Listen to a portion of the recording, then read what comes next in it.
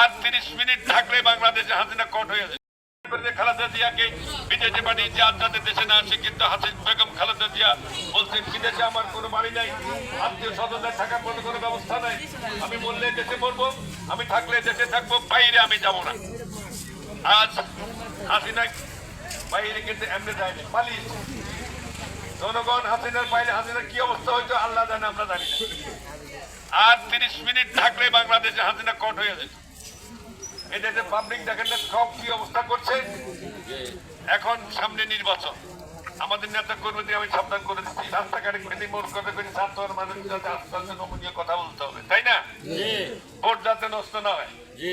আবার একদল বাইরে এসে নতুন করে আমাদের এই এলাকায় দেখলাম যে এটার প্রত্যেক ডিলারশিপ ট্যাক্স আনছে, টিকিট আনছে, নাকি বেচছে, টিকিট দেয়।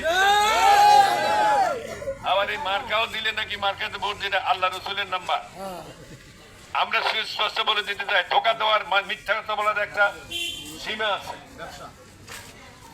বলেন ব্যবসা বাণিজ্য ধান্দাবাজি করেন, কিন্তু কোরআন হাদিস আল্লাহ রসুলকে নিয়ে কোন মিথ্যা আমরা সহ্য করবো না। সহ্য করবে আমাদের গ্রামের সরল আমাদেরকে এগুলো ধোকা দেখা যায়। আগে কত আলহামদুলিল্লাহ ঠিক আছে, তারপরে আমার ঠিক আছে বংবাং করে এসে আছে বড়িটা পরে ওরা মনে করে আর ঈদই তো বোধহয় আসল দিন।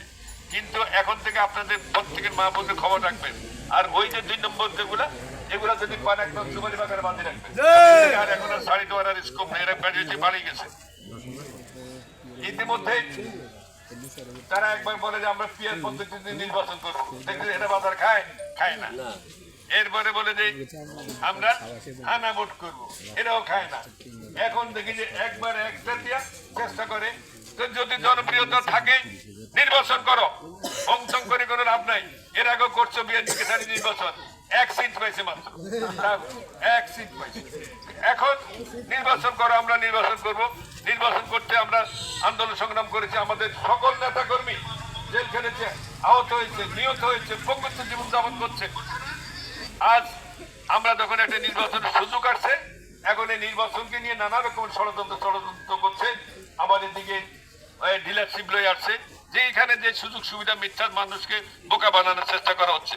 তাই আমি আপনাদের সকলকে উদাত্ত আহ্বান জানাবো, আপনারা সকল ঐক্যবদ্ধ থেকে প্রত্যেকটা ঘরে ঘরে আপনাদেরকে ওয়াজ করতে হবে, প্রত্যেকটা ফ্যামিলিতে, প্রত্যেকটা মা বোনদের কাছে আমাদেরকে যাওয়ার আহ্বান জানিয়ে, এবং আমাদের মা বোনদের থেকে কোনো অবস্থায়